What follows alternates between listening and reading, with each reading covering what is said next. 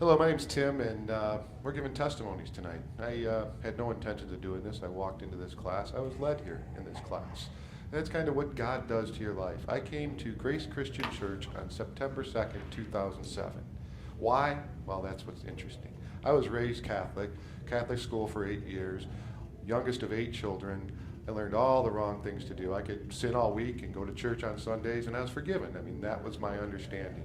I learned to be the best drinker, the best womanizer, and everything else because that's the environment I grew up in, and that's what I thought it was. I felt like crap on the inside. Sorry for the language, but that's how I felt. I didn't know that. So then, several years later, married, divorced. Well, married, wonderful son, divorced. I was proud of that because I had my child after I got married instead of before I got married, like several other in my family. I was proud. I thought that was a good thing. Anyways, wrong woman, great thing, great relationship now. Then I met the love of my life. Lived with her for 14 years in sin. But during that time, had a house, had everything else. Economy crapped out, all that stuff happened. I'm losing all of that. I figured life was over. Here I am, coming up on 40, and I figured life is over.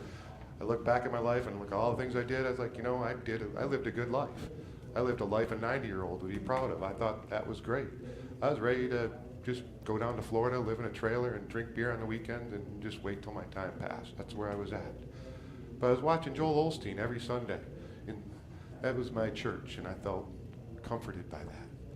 Anyways, going through this house thing and losing my home, I got some junk mail. I called this lady to learn about foreclosures because I knew nothing about it. And this lady comes to my house, and she explains this all to me, didn't want my money, wasn't going to rip me off. I thought this was great.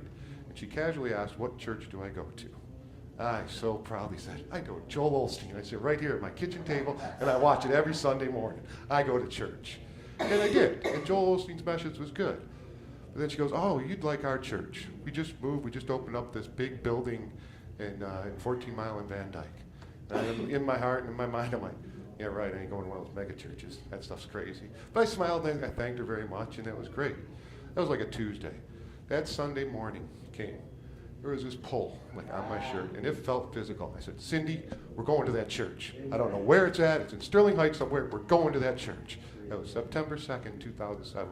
We went to Grace Christian Church. The music was awesome. The worship, all these freaks raising their hands and everything. I didn't understand that bit of it. But boy, I felt this warmth and this love that day. I didn't understand it at all. And I just had to keep coming back. And their pastors were great. But the other great part is the body, the church body.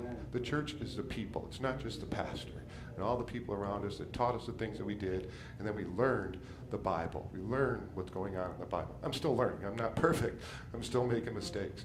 But that's okay. I know where to go when I do make a mistake. And Jesus is wonderful and he forgives me. And bless you. And I hope this blesses you as well.